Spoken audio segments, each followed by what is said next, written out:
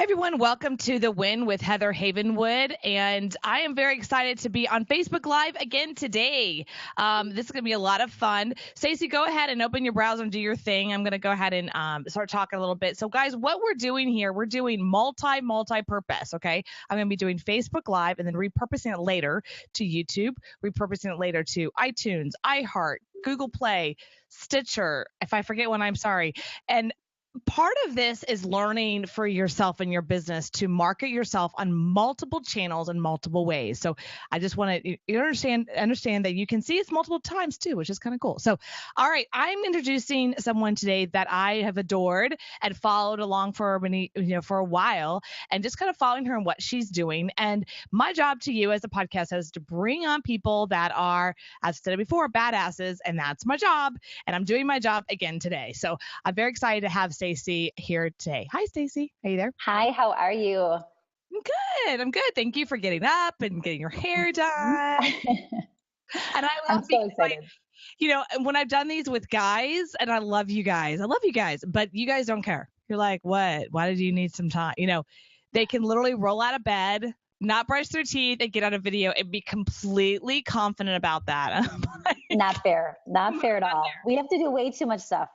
Right. I have to do what exactly. So I completely concur. So I'm going to explain to you who Stacey is, so who you're looking at.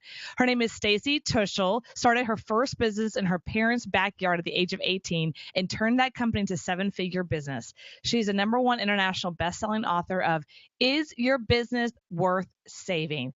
In her book, Stacey reveals proven strategies for pulling entrepreneurs out of a rut and launching them toward total business success.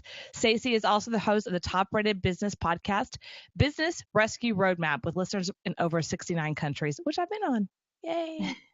Which is a lot of fun. Okay, Stacey, just thank you so much for being here. First of all, thank you for your time today. And you're in Wisconsin. For some reason, I just love the fact that you're from the Midwest. I don't know why. Well, at least one of us. I mean, this weather is not great. You can see my view behind. I've got no leaves on trees. It is pretty cold here. So we have some seasons that I love. That's awesome. And there's snow. Is that snow? Really? Is that snow behind No, you? it's not snow. It does look really white. We did have like frost in the morning. It snowed one time so far, but that's it. But yeah, it will be snowing very soon. Any day it really could snow. Here in Texas, we're like, what's snow? What's that? We don't see it very often. Well, I just want to say thank you so much. Well, I have a ton of questions. Okay, I just have a ton of questions because first I want to start off with your story. I'm really curious what the business was when you started when you were 18. So let's start there. Like, tell me about you being 18 and in the backyard, and why not in the garage? So tell us about that. Yeah, so definitely an interesting story, a little bit different than most, I would say. Yeah, I was a dancer in high school. So I started all of a sudden at 18 going, I don't want to stop dancing, right? I loved it too much. So I wanted to continue that passion.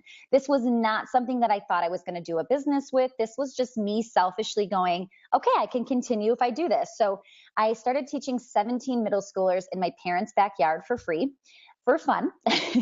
And within 3 years, it started to snowball. All of a sudden, I was at 100 dancers still in the backyard for free, for fun. And I was going to school. I was getting my degree in business and marketing because I really did have plans to go get a real 9 to 5 job. And all of a sudden, I thought, okay, maybe I could do this. Maybe this could be something. I had a dance mom actually say, you should be charging us something, even if it's just like minimal. You're spending so much time with these kids. We love what you're doing. And that's kind of when it happened. So at age 21, I decided, okay, I'm doing this. And I incorporated, started charging. And now, I mean, yeah, that's since 18, it's 14 years later of doing this. So it's pretty incredible. I still have it today.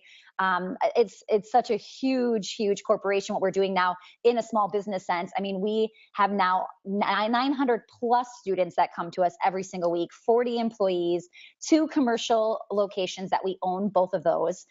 It's really incredible, grossing over $1 million a year. So lots of things going on. I didn't even know you still had this business. I still have it. Yeah. Because people assume, right, that I just got rid of it or I sold it. I love it too much. I mean, I really have such a special place in my heart for it and for what we're doing for the kids that I can't imagine selling it. I couldn't. So what kind of, what is it, dance? Is it, Yeah. what's the name of it? So, Like, I'm really curious. Yeah. Okay. So it's called the Academy of Performing Arts. We have 2 locations in the Milwaukee area. And yeah, we do children's dance classes. So ballet, tap, jazz, hip hop, poms, like dance team, a little bit of everything. We've even done, we do music lessons. So private guitar, voice, violin, all of that stuff. So it's really kind of cool. Well, first of Yeah. all, I was a dancer too. I don't know if Oh, you I remember didn't know that. that. I was a drill team. Okay. So you get it. Yeah. Yeah. Yeah. I totally get it. I did the, I'm in Texas, so it was all about the Oh, high yeah. kick. Yeah. Okay. Yeah. For All right. sure. Yes. All right. Sorry to go like you guys were like, well, you gotta be such a girls. No, I was like Dallas Cowboy cheerleaders. I so get the Cowgirls. I Yeah. guess I get, and we were, we had like 200 girls all doing like the high kicks, and I just absolutely love Joel Team. I really wish I could do that Yeah. in the adult world, but you just really can't. So, and I actually, believe it or not, I actually did try out for the Dallas Cowboy cheerleaders. You did. I How did. cool. I did, and I walked out the first round. Because I learned that you had to have the exact same schedule as the NFL, obviously, Oh, yeah. and it's intense, right? It's like nonstop traveling, and you get paid $12,000. I'm like, what? What? It's crazy. It is. It really is. And I Right? think that was Like one of the things I I get had to like realize. a mil, and I get 12 grand. What? So that's when I walked out. So Yeah. You have to love it. You definitely have to love it. This is not an industry where you're typically making a ton of money. no, no, but you do love it. I love Yeah. the art of dance. I mean, Yeah. it definitely for me created, like, guys have sports, right? It created for me Mhm. discipline Yeah. and understanding and learning, and I did the whole tap and ballet thing, and Yeah. all that. So anyway, so I just love that. I just Yeah. had no Thanks. idea that you and I Yeah. were dancers together. I know. Crazy. We have more in common than we think. I had no idea. That's really cool. And there's definitely a difference between like a southern drill team, and Yeah. if you go, I guess, East Coast or West Coast. I don't even know if they have them, but I remember we went to nationals, and saw an East Coast team. We're like, psh, you guys are nothing. You guys are like cheerleaders. We're the drill team. This is the whole other world. So, and it was competitive, and we had, I mean, it Mhm. was competitive. It was cutthroat. So anyway, I just love that about you. Had no idea. Yeah. Congratulations. That's Thank really you. cool. So tell us then, how of a sudden you're Yeah. starting this? Like, what? Yeah, Tell us so about the it's journey. so funny because it kind of is the same story. So Okay. I'm in this dance studio. People are seeing it. They're going, how are you doing all of this? This is crazy. Your parking lot is always full. You've got so many customers. And then how are you managing it? Because I do have 2 little ones. I've got a 15-month-old baby and a 3.5-year-old. So people would say, could I pick your brain? Can I take you to lunch? I was going to, meeting them for free, just sharing my knowledge because I loved it so much. Like I love talking business and just entrepreneurship in general. So I was basically starting this free business, not realizing maybe I could do this for a living. And then I had one person actually say, "Can I pay you for like a Skype call? Or, I would love to, do some kind of consult with you." And they weren't from this area. And that was me going like, maybe I could be doing this. Like this might be really, really fun. And I needed it. I needed a challenge because with my studio being 14 years old now, Yeah. there's just so many systems in place and it's such a rhythm and a routine. And I always say we're a very well-oiled machine. And what I'm missing from it is the challenge. There's Yeah. not that much challenge involved because we have all of these people in place doing their job. I have such an amazing team and Yeah. I still needed something to challenge me, to excite me. Yeah. And that's how this started. So I've been doing this the last couple of years, but really officially launching online last Black Friday. So just a year ago, with an online course. Wow, I know. congratulations. That's awesome. So what's your day look like then? What does your life Yeah. and day look like at this point? So I work exclusively from home. I mean, I'm 100% in my home office. And really I say home office, but I'm in my kitchen right now. Sometimes I'm on my front porch, right? I just need my laptop and I can pretty much go anywhere. But yeah, so I really am focused on really a mix of things because even though I don't want to say, oh, I'm not focused on my studio, I have people doing what they need to be doing, and I'm focused on the people that I delegate to, right? So even though I Right. have a team of 40, I'm not talking with 40 employees daily. I'm talking with the general manager that's underneath me, right? Right. So we have this structure and this organizational chart that really has it so self-run. I mean, there are some days where they don't need me. I'm not contacted, but I am working on like the two things I do is the business, like the business development. I am definitely the visionary of what's happening next. And then Yeah. I'm also the marketing because that is my strong suit. It's what I love to do. So those are the two things that I focus on in that business specifically. Yeah. And then in the online space, I mean, I am working on this business because this is kind of still the baby, right? I'm still growing this business. And there's a lot more to do over here. So I am definitely fully invested in this.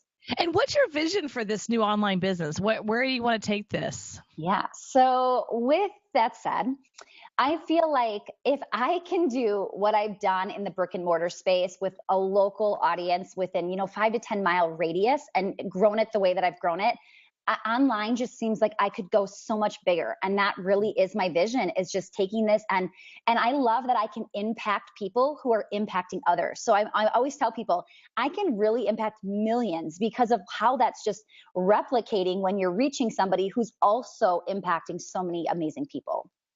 Yeah, that's really true. So are you looking to do events and seminars? Like Yeah.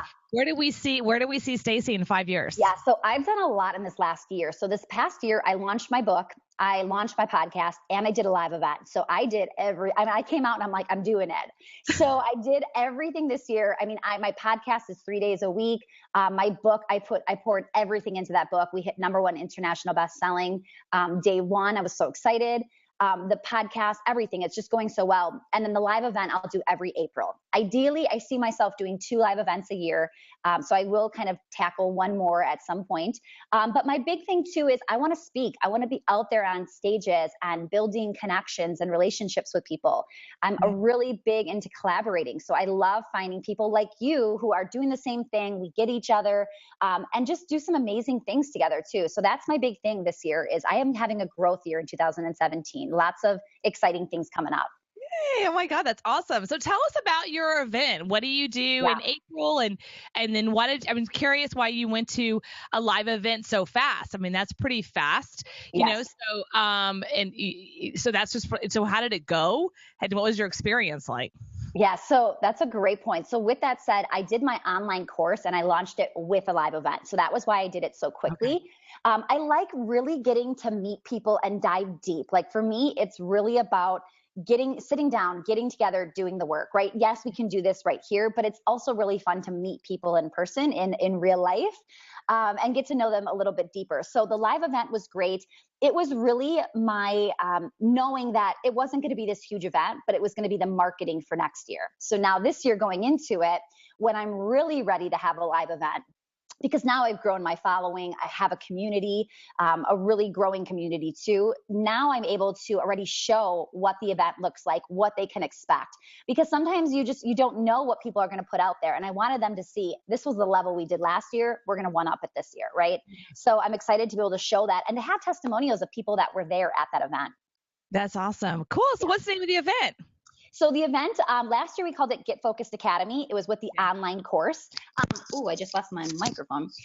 This year, I'm not sure yet. I'm actually launching it really, really soon. And I've kind of been going back and forth about actually rebranding the name. It definitely is productivity, goal setting. It's for the entrepreneur, right? I mean, we talked about so many different things, hiring virtual assistants, delegating to them, then keeping them accountable, anything that has to do with that stuff. Yeah. Because that's what I do every single day is I delegate and I have my team helping me. Delegate. You know what I find interesting is I think women are getting better at that, but I find that sometimes with women, we will take it. I'll do it. You know, like that's for me. I have to there's like some kind of I don't know, like an AA to that. Alcohol Anonymous, the non-delegation of me. I'm like delegate. So I'm starting to learn to get rid of stuff more and more and more, and trust and just let it go. You know, so I think there's a lot of that with entrepreneurship. We're constantly having to go to another level. And so I love that what you're doing. Are you doing it in Wisconsin or are you going to go somewhere else? So I did it in Milwaukee last year because I thought my first one, there's going to be a million things I'm going to need to run home for, or I forgot, or I need to do this. Yeah. And you know what? It was actually it worked out really well. So we're doing it again this year in Milwaukee. And I don't know, when I add on a second event, I probably will switch up the locations. Yeah. But ideally, you asked me where I want to be in 5 years. I would love to create this group of mastermind women that we go and we travel. We go to some really cool places and we learn while we're there and we still have an amazing time. So that is definitely something I want to incorporate. But it's a couple years down the road because I still have little ones at home and I don't want to be, traveling a ton right at the moment. Right, like, hi, bye, honey. Mommy's going to Cancun. Bye, Dad. Yeah. Right. Without Dad. Yeah. He's like, what? Like, yeah, bye. Yes. The girls and I are going to Cancun. We're going to go to London. I'm just kidding. That would be great, right? Right. You take care of everything. You all freak out. Oh my God, she's leaving, So I'm kidding. Well, and that was something too, where I love that you can incorporate what you want to do in this business. So for me, traveling is one of those things. I want to be able to go and do amazing stuff and to be able to tie that in and get paid for it while I'm doing it. Why not? Why not? Exactly. Yeah, I'm actually, the reason I'm asking about events is, I've been in the event business for many years and I got out of it mainly just because of timing. And I'm looking at going back in and having an event here in Austin, right? So it's, of course, a great city. Yeah. And I'd have to probably do it in an area that's not so pretty. Of course, because people just want to leave, right? Right. They always say that. Don't go to like this resort area or people don't want to come into the seminar. They don't. That was one of the things in my seminar business, just like, I mean, I'm just, this is a little tip of the trade, is that we never went to Vegas. And if we did go to Vegas, because it was a place that it's easy to get to, we would do a hotel like way off the strip because there's ones in West, in big time West, in Vegas. So they're like 20 minutes away. All right. Because they're casinos, so they're cheap, but they're like, there's nothing around, right? They got to get a cab. It's a pain in the butt. So that's what we would do it. In the middle of the desert. No kidding. And so, one time I did an event in 2013 and I did it at the Palms. Now that wasn't on the strip. It was like a little way, but I mean, it's the Palms. So you walk down, it's like, everyone's like noon and we're like, okay, be back for lunch, be back in an hour. And they go down to the casino. I'm like, hello, so that was a problem. Yeah. And I have experienced that, not at my event, but I've gone to an event in New York City and people, they would sneak off, they'd come back and you're like, where is everybody? All of a sudden the conference is just empty. Yeah. Yes. Oh, yeah. I went to one in New York. I'll never do that again. That was really, I mean, I think I paid $150 for a breakfast and I was like, yeah, I can't like do that. Right. I know. I can't do that.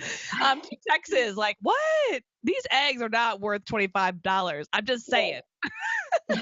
So back in Big U, tell me about, what does your life look like? How about day? You got two little ones that are obviously not in school yet, right? Yeah, correct. So you're technically people see you as a stay-at-home mom, but you work? I mean, no, that doesn't mix. People think that, but you can't do that. So right now, both of my kids are at daycare, which might sound crazy to some people, but you have to realize I am running several businesses here, right? I've got a lot of things going on. If my kids were running around right now, I could not focus on what I was doing. So they go to daycare right now 3 days a week. And the other two, my husband will watch them a couple hours for me on Tuesdays and Thursdays to make sure I can kind of get in my office, do some productive days. But I still also need time to do personal errands and run around and stuff like that. So that'll be a day that I'll take them with me and just do fun stuff like that together. Oh, cool. That you have a nice balanced life. I just love that. And I had no idea you're over there like this bad A running this big company. Oh, so I just have to ask because it's like in my head. So you've been married, you're married, kids, obviously. I'm curious how that went down when you meet this guy in Wisconsin. You're like, yeah, like I already have $1 million business and what you got? Like, I'm just curious. Yeah. Okay. So what's funny or what's good, I think, is I met my husband I met him at 20. So I did not even incorporate yet. So he has been around for everything. And I think that was cool because we really built it together. Not that he is in this business, but he is so supportive. And without him, there's just no way this would work. Right. I mean, I need that support system at home. So so he's been around this entire time, which has been amazing. Nice. Okay, great. So you weren't like on a Match.com no, I own $1 million business. I mean, there's been times where I first of all, I bartended while I was running my studio in the Nice. beginning because I wasn't making money. I was Right. growing it. I was trying to make money. And then we got married and he said, okay, you need to stop bartending. He was a bartender too. We actually both quit around the same time. And then he supported me while my business it was making money, but I kept sticking it back in there going, I see a bigger picture here. I see a bigger vision. Like, I promise you this is going to work out. So yeah, so there was a time our first year we got married that I made $0. I worked in my business while he supported us. So that's kind of cool now to be able to, yeah, just to have that support. That's a huge deal when you have when you have a big support team like that, Hmm. just in personal. That's a huge deal, and I just really commend your hubby for Thank you. doing that. Yeah, And he's a great guy. he believed in you. You believed in the system. He Yeah. believed in what's going on. So I just love that. So okay. So you got an event going on. You got an amazing book, but the book is about, is your business worth saving? Tell us about what you mean by that. Yeah. So the reason that book even came about was I was going to all of these conferences and I was starting to make really great friends, right? We were going to the same conferences over and over. And all of a sudden I'm realizing that some people in that room, after we're learning the same thing from the same mentors, right? We have the same type of business. Why were some so profitable and productive and why were some falling apart, right? People were selling, people were getting rid of them. So that's kind of where that question came about. Is this worth it? And if you're questioning it, let me dive in deep with some of these areas, right? I really want you to be thinking about this before you all of a sudden just give up on it, because I truly believe that like when I ask that question, I'm hoping 99.9% of people are going, yes, my business is worth it. Just tell me what to do, right? I just need some guidance here. That's interesting. Did you find people, first off, let's just put this straight, right? Yeah. In the seminar industry, and I mean that it's a broad, so let me explain something and then I want to circle back. So Okay. when I'm in the industry, people always go, well, no, you were in the real estate industry. I'm like, no, there's two industries. Okay. There's the information that they teach to go do, Hmm. right? It could be real estate investing, it could be social media. There's that. And then there's the business of seminars. Like, it's literally a different business, Yeah. right? So, and people will be really good at seminars or going to seminars, and they wouldn't be good at the thing, right? So, and I realized in the business where I was in, I was told this early on because it really, I had a hard time. I would sell people $10,000 products, Yeah. 3,000, 4,000. I mean, big numbers. And then I would see them months later and nothing would happen, and I'm like, oh my, I feel guilty, Right. Right. You do. I'm like, oh my God. Yeah. Now, with that said, if you go to a university today, SMU, whatever, and you spend $60,000, $70,000, sometimes a year, which is crazy. Anyway, you don't see SMU or Harvard going, oh, we are so sorry that you didn't get a job, or whatever. They don't care. They're like, can you pay us our money? And then we have somebody else. And so Right. that's what someone had to explain to me, is that Hmm. people will take on the education and they may or may not use it. And it's not your job to get them to, but you can help them through the process, right? And Yes. I remember someone telling me this: the average real estate investor, getting this, I was in really, really real estate, spends between $40,000 to $60,000 in education before they make their first deal. Whoa, right? Yeah. And that's when I realized it's my job as the communicator, the educator, the teacher. Always, if I'm giving, I give and I share from full experience and full integrity, and it's up to them to choose, right? It's up Right. to them. So, did you have to have any, like, what I call hard conversations with someone like this business? It's not worth saving. So for me, the reason I'm going to tell you that, first of all, my question is, are you passionate? Do you love it? Was there ever a time you loved it? Sometimes we get into business and we're thinking this is going to be a great moneymaker, right? Those are the businesses that usually aren't worth saving, because if you're just in it for the money, you've got a lot of other things that you need to be focusing on. You're just not going to love it, right? Because business is hard. And when those hard times come, if the money is the only thing keeping you there, you're going to be struggling. So I really want to know, is that passion there? That's a big one. Okay. So the Then, passion's there, and then what do you do from there? okay, so if the passion's there, now we have to figure out, do people actually need this, right? Because you might have come up with something, but there's just not a need for it in the market. Or maybe there's a need for it, but you're just not, communicating it the way that you should. Maybe you're not getting the visibility you need, right? You can be a best kept secret. That happens. So we've got to figure out where are the problems. So there's a lot of evaluation in that beginning part, just really kind of taking a step back.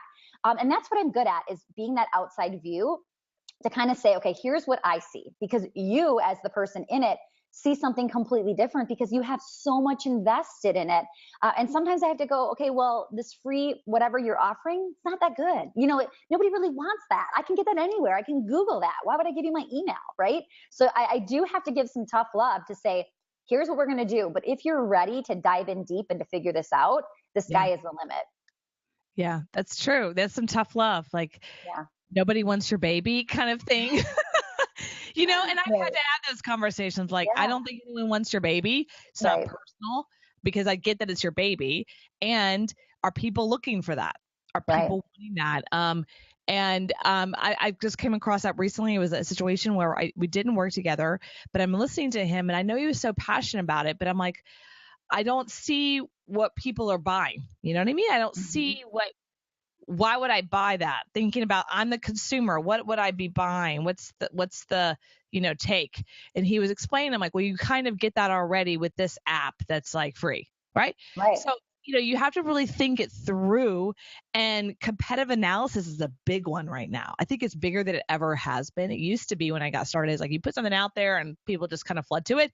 And now you have to really look at who's your competition, because it's constant, So awesome. So you do podcast 3 days a week. That's congratulations. I'm only at 2.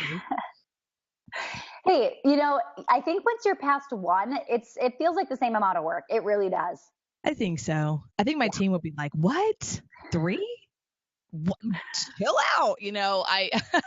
I'm at 2 and it's already like, whoa, so it does take another level. I love podcasting. I absolutely love guesting. I love interviewing amazing people. So where can people find you? 1, if they want to go to your event in April, 1, 2, if they want to buy your book, 3, if they're like, she's just a really cool chick, I want to hang out with her, go to Wisconsin. Where can they find you? Yeah, if you're dying to come into Wisconsin, absolutely. I'm your girl. So you're going to go to my website, stacytuschl.com. And if you're watching on Facebook Live, just look at the spelling, because you'll never know how to actually spell this. Stacy with just a Y, and then Tuschl is Tuschl. So that's going to have everything there, all of my details and events. One thing that the best place that you can hang out with me is going to be in my Facebook group. And that's a really easy domain name. It's leveluptribe.com. There's over 750 entrepreneurs in there that are really looking to take their business to that next level. So that's what that whole phrase means, leveluptribe.com, and that'll get you right inside of there. Awesome. Oh, I love that. I'll have to be up to level up. I'll meet you in. So thank you so much, Stacey, for being here. And everyone, this is The Win with Heather Havenwood.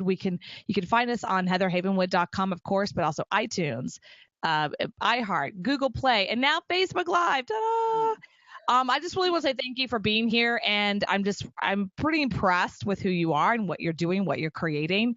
And thank you for putting yourself out there. There needs to be more people like you globally. I think really globally. I think now is a time to really tap into that globalization. So I'm very impressed with you, my friend, and have an awesome day. And all right, guys, it's Heather Havenwood with The Win.